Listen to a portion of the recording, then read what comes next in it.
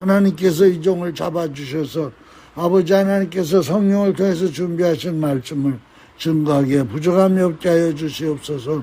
전하는 자나 듣는 자나 다 같이 하나님 말씀 안에 거하게 하여 주시옵소서. 모든 영광 주님께 돌리며 예수님의 이름으로 감사하며 간절히 기도드리옵나이다. 아멘. 자, 저는 이제 오늘 표적과 기사 13번째 시리즈로 마태복음 12장 38절에서 39절에 있는 말씀으로 은혜를 나누겠습니다. 먼저 본문을 읽겠습니다. 그때에 서기관과 바리새인 중 몇 사람이 말하되 선생님이여 우리에게 표적 보여주시기를 원하나이다. 예수께서 대답하여 이르시되 악하고 음란한 세대가 표적을 구하나 선지자 요나의 표적밖에는 보일 표적이 없느니라. 자, 오늘 이 말씀은 바로 뭐냐? 서기관과 바리새인 몇 사람이 이 예수님께 와가지고 선생님 우리에게 표적을 보여주세요. 이 표적을 보여달라는 말은 뭔 말이냐면은 이 사람들은 바로 이 서기관하고 바리새인이에요. 유대교를 아주 잘 믿고 서기관이라는 얘기는 이 성경을 이렇게 기록하는 사람이에요. 그리고 바리새인이라는 얘기는 이 율법대로 신앙생활 잘하는 사람들이라는 거예요. 그러니까 이 사람들이 구약 성경에는 아주 능통한 사람들이에요. 그때 당시엔 뭐 구약 성경이 따로 있었던 게 아니라 바로 이들이 가지고 있는 코란이라는 이 유대교의 성경이죠.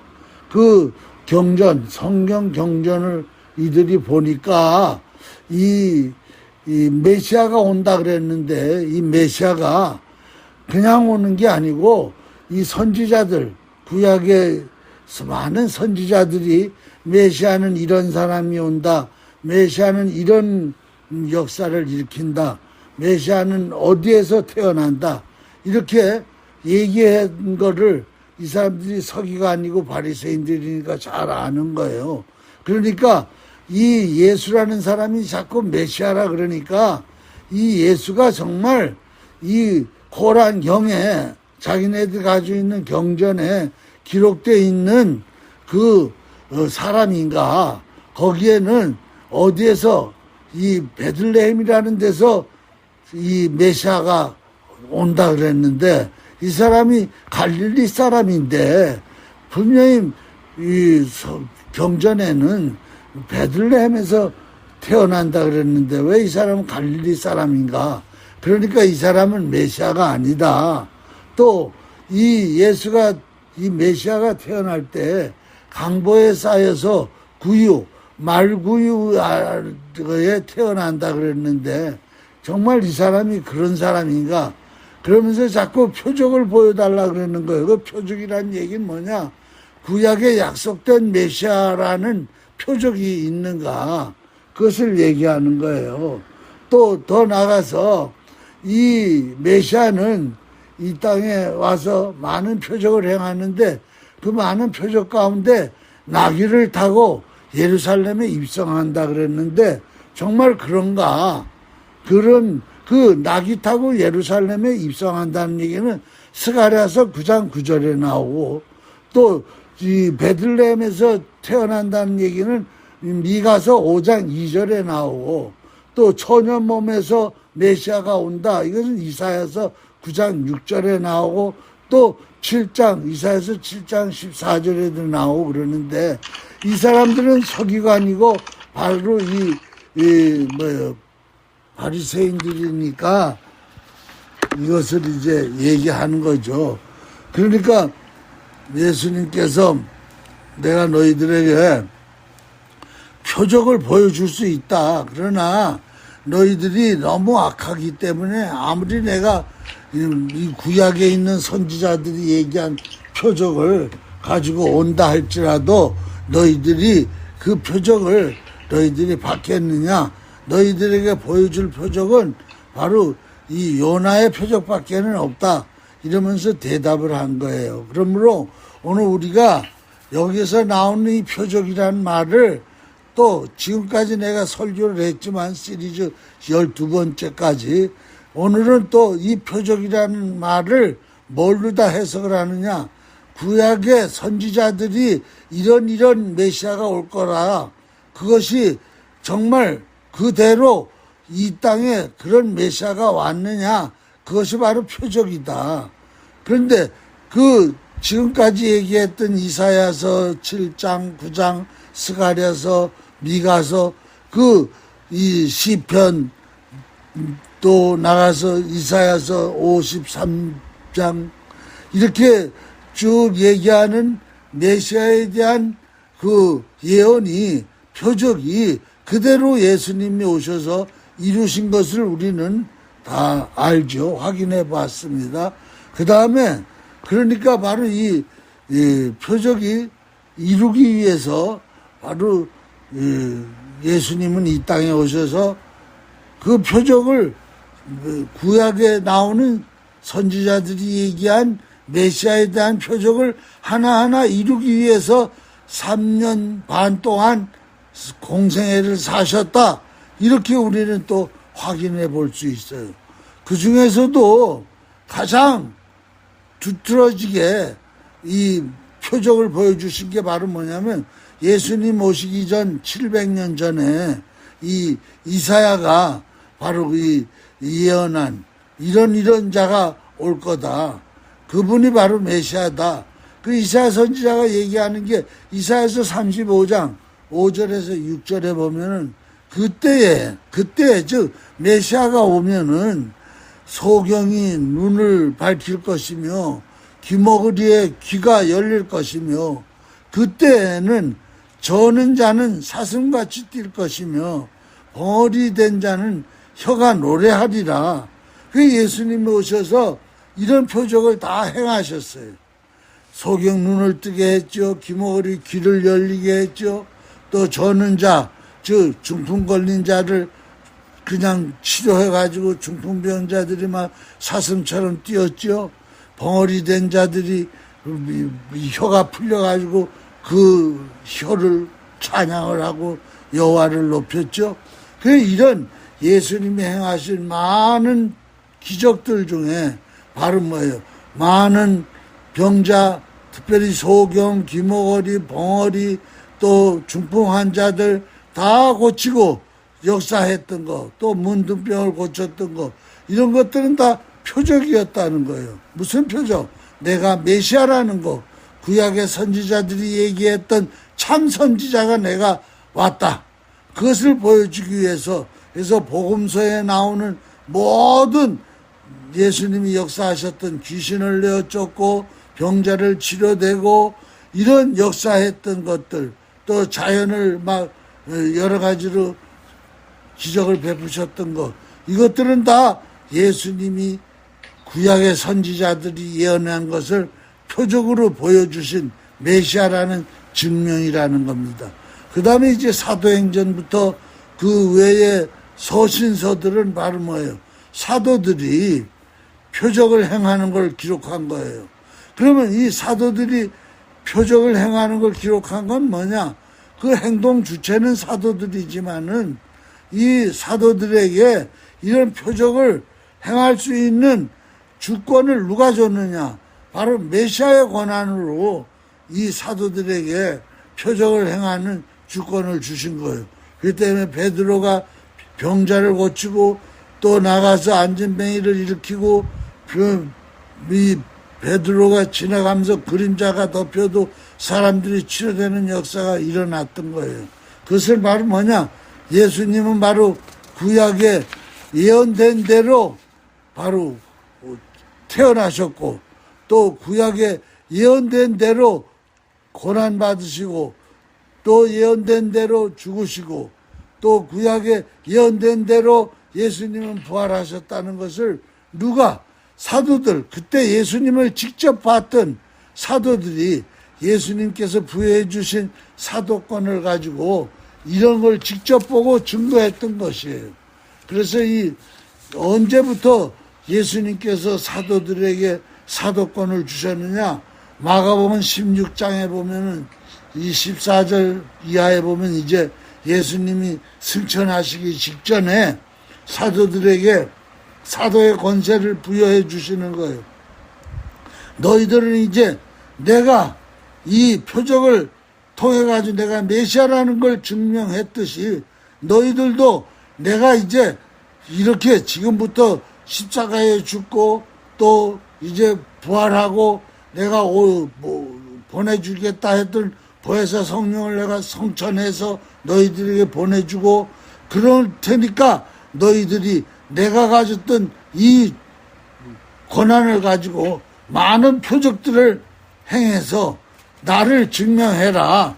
그렇게 얘기하셨던 거예요. 그래서 마가복음 16장 14절 이에 보면 그 후에 11제자가 12제자가 아니죠. 11제자입니다. 왜 그러냐면은 하나 가룟 유다는 이 자리에서 그 사도의 권한을 빼앗겼으니까 11제자가 음식 먹을 때 예수께서 그들에게 나타나사 그들의 믿음 없는 것과 마음이 완악한 것을 꾸짖으시니 왜냐하면 믿음이 없고 마음이 완악하면은 바로 이 예수님이 주신 이 주권 권세를 가지고 사도의 권세를 가지고 예수님이 메시아라는 것을 표적을 보여줘야 되는데 그런 것들을 못하니까 아까도 본문 말씀에도 얘기했잖아요.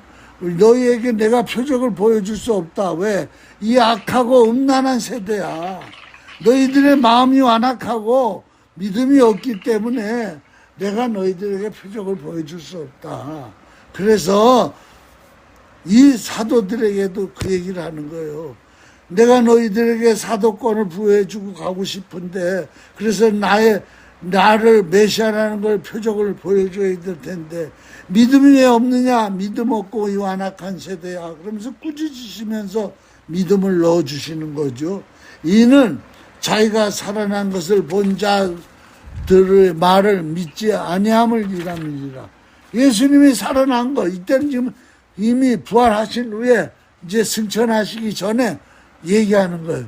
내가 왜 부활했다는 걸 너희들이 믿지 못하느냐. 또 이르시되 너희는 온 천하에 다니며 만민에게 복음을 전파하라. 믿고 세례를 받는 사람은 구원을 얻을 것이요 믿지 않는 사람은 정죄를 받으리라. 믿는 자들에게 이런 표적이 따르니 곧 그들이 내 이름으로 귀신을 쫓아내며 새 방언을 말하며 뱀을 집어 올리며 무슨 독을 마실지라도 해를 받지 아니하며 병든 사람에게 손을 얹은 즉 나으리라 하시더라. 주 예수께서 말씀을 마치신 후에 하늘로 올려지니사 하나님 우편에 앉으시니라. 제자들이 나가 두루 전파할세 주께서 함께 역사하사 그 따르는 표적으로 말씀을 확실히 증언하시니라. 그러니까 이 사도들에게 따르는 표적으로 말미암아 예수님이 증거하신 말씀, 예수님이 또한 메시아라는 것을 확실하게 증거하기 시작하는 거죠. 그러니까 이 표적은 이런 표적이 따르는데 무슨 표적이냐? 예수님의 이름으로 귀신이 쫓겨나간다는 거예요. 그러니까 예수님의 이름으로 귀신이 쫓겨나간다. 예수님의 이름으로 기도한다. 예수님의 이름으로 병자를 치료한다. 이 말은 바로 뭐예요? 예수님의 이름이 바로 표적이라 이 말이에요. 예수님의 이름이 바로 메시아라는 거라는 거예요. 구약에서 얘기하고 있는 메시아, 신약에서 얘기하는 그리스도는 누구냐? 바로 예수 그리스도라는 이름이라는 거예요. 그것이 바로 메시아라는 표적이라는 거예요. 그래서 우리가 예수의 이름으로 귀신을 쫓고 예수님의 이름으로 병을 고치고 예수님의 이름으로 기도하고 이러는 이유는 뭐냐 하면은 그의 이름을 우리에게 줬다는 거예요. 즉 메시아의 주권을 우리에게 줬다는 거예요. 메시아라는 권세를 우리에게 줬다는 거예요. 그렇기 때문에 구약에서 수많은 선지자들이 메시아가 올 거다, 메시아가 올 거다. 이 메시아가 오면 이제 귀머거리가 열리고 입이 열리고 눈이 열리고 중풍병자 또는 나병 환자들이 다 나을 것이라. 그 메시아, 그 이름. 그래서 우리는 지금도 그 이름으로다가 예수님이 행하셨던 표적을 우리도 행하게 되는 거죠. 표적을 보여주는 거죠. 그 표적을 보여주는 게 뭐냐? 메시아다. 메시아다. 그거예요. 그래서 우리는 이제 예수 그리스도가 바로 이 표적의 근본이요. 바로 예수 그리스도가 표적의 주체다. 그래서 표적은 바로 뭐냐? 이분이야말로 메시아라는 표적이다. 그것을 나타내 보이는 거다. 그렇게 알면 되겠어요. 그런데 이제 보통 표적이 있고 또 하나는 특별한 표적이 있어요. 그런데 이제 이 보통 표적은 바로 이 대인 표적이에요. 인간과의 관계 속에서 나타나는 표적이에요.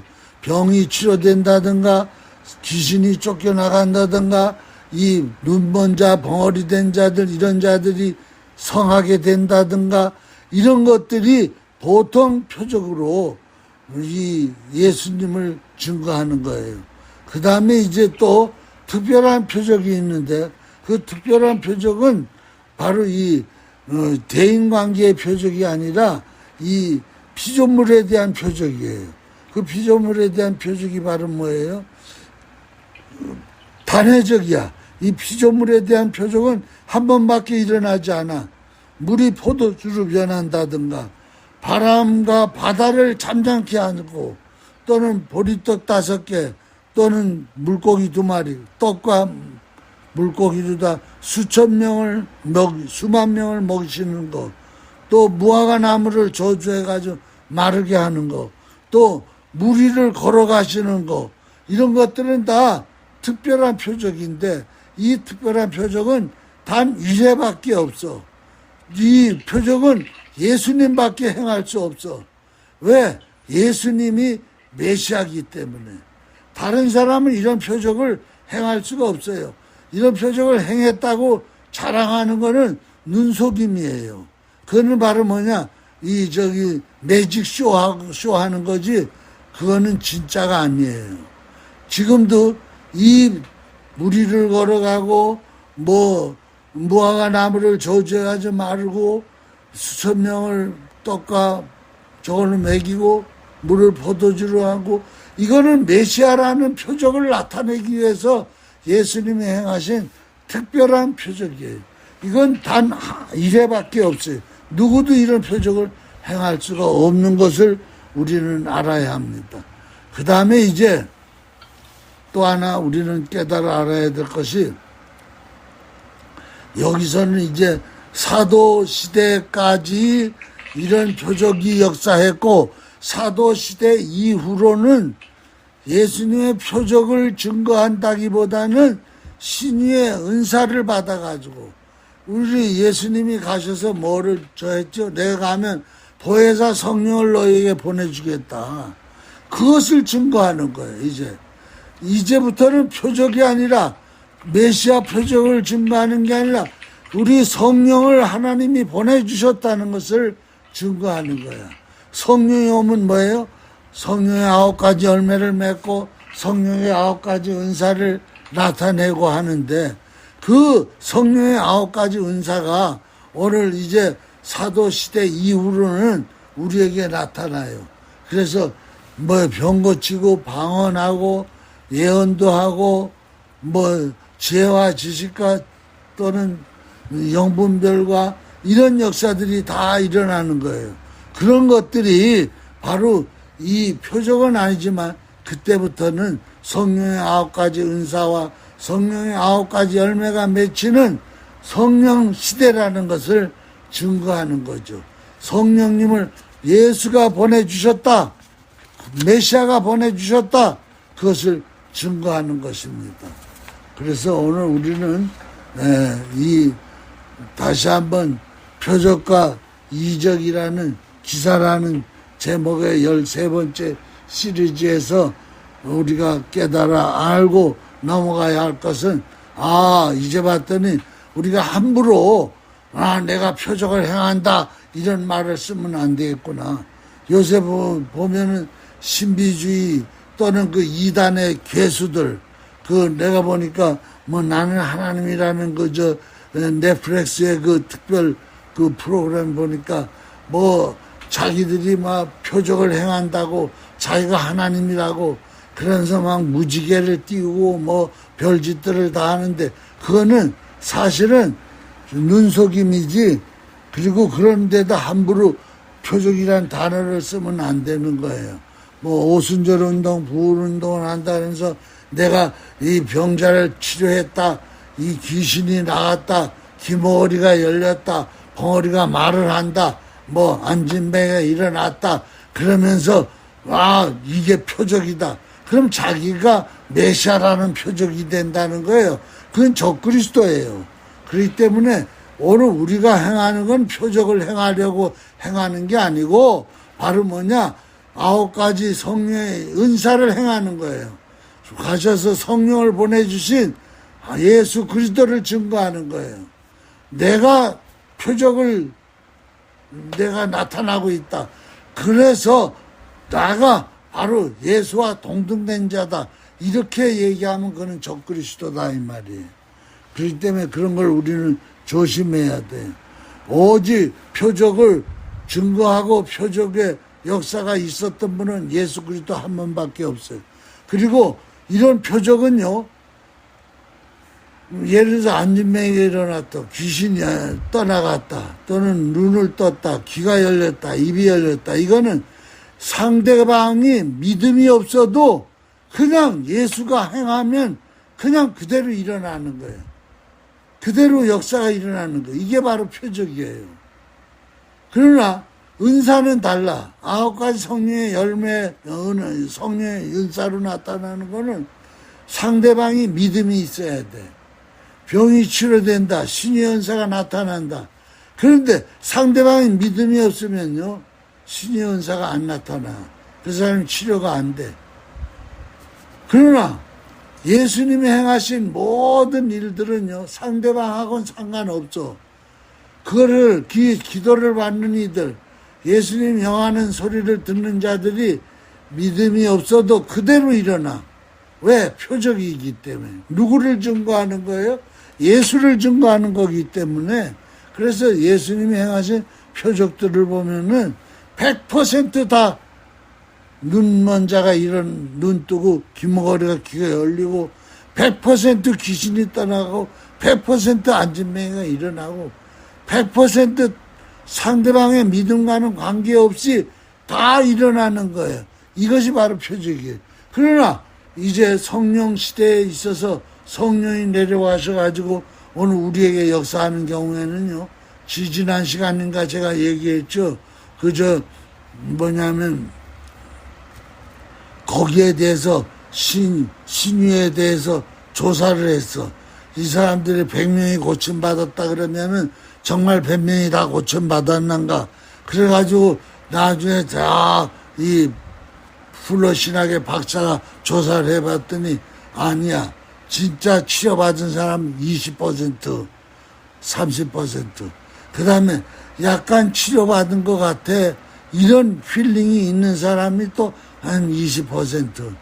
전혀 뭐 치료 같은 건 못 느꼈는데 그 당시 그냥 그 분위기에 들떠가지고 치료된 것 같은 기분이 든 사람들이 또 한 20%. 그리고 그렇게 해가지고 신유로다가 은사로다가 치료받은 사람은 나중에 신앙생활을 점점 식어지고 예수도 부인하고 이러면 그 신유로 치료받은 그 치료는 다 다시 재발된다는 거. 그것이 바로 이 풀로 신학에서 연구하고 데이터를 조사한 결과라고 얘기하고 있잖아요. 그렇기 때문에 오늘 우리가 알아야 할 것은 메시아의 표적과 바로 성령의 9가지 은사를 통해서 역사하는 신유 역사라든가 귀신, 악한 영, 영분별을 통해서 악한 영이 떠나가는 거라든가 이런 것들은 100%가 아니고 또한 단회적이 아니고 그런 것들은 그 상태에 따라서 그 기도받는 사람 상태에 따라서 치료가 될 수도 있고 안 될 수도 있고 귀신이 떠나갔다가 다시 7 귀신을 데리고 또 들어갈 수도 있고 그렇다는 것을 오늘 우리는 이 말씀을 통해서 다시 한번 깨달아 볼 수 있습니다. 이제 마지막으로 말씀드립니다. 다시 예수님께서 뭐라고 말씀하시느냐. 내가 너희들에게 보여줄 표적이 있는데 그것은 바로 선지자들이 얘기하는 요나의 표적밖에는 보여줄 수가 없다. 바로 요나의 표적이 바로 뭐냐. 3일 동안 요나가 고기 뱃속에서 3일 만에 들어갔다가 3일 만에 토해내서 나오듯이 바로 예수님이 3일 동안 고기 뱃속과 같은 무덤 속에 들어가셨다가 3일 만에 부활해서 나와 이 죽음의 권세를 지배하고 다스린다는 이것이 너에게 보여줄 수 있는 표적이다. 즉 가장 구약성 시대나 신약 시대나 그 많은 기적과 역사들이 있었고 또 신약의 사복음서에 나오는 예수님이 행하신 많은 표적들이 있지만 그 최고 절정에 이르는 표적은 바로 뭐냐. 예수 그리스도께서 3일 만에 부활한다는 사실, 이 부활했다는 역사적인 사건, 이것이 바로 가장 위대한 표적이요. 구약시대나 신약시대나 성령시대나 이 표적이야말로 가장 성경 전체를 아울러서 인류 전체를 아울러서 단 하나밖에 없는 표적이다. 그래서 부활이야말로 메시아다. 부활한 분이야말로 그리스도다. 그것이 바로 표적이라는 거예요. 오늘 이 표적으로 말미암아 오늘 우리가 성령으로 거듭나잖아요. 예수 그리스도의 부활이 없었으면 오늘 우리도 물과 성령으로 거듭나지 못합니다. 그러므로 오늘 우리 기독교, 우리 복음에서 가장 위대한 표적은 바로 예수 그리스도의 부활이다. 그러므로 이 부활을 증거하다가 오늘 12 사도들이 다 순교당했고 이 부활을 증거하다가 수많은 순교자들이 다 순교했어요. 근데 이 부활이야말로 바로 뭐냐. 우리 인류의 죄를 다 청산하고 죽음의 권세를 이겼다는 표적이고 죽음의 권세를 이겼다는 표적이에요. 또 더 나아가서 이 부활의 표적이야말로 물과 성령으로 거듭난다는 표적이고 또 이 표적이야말로 성령 보혜사를 보내주시겠다는 표적이에요.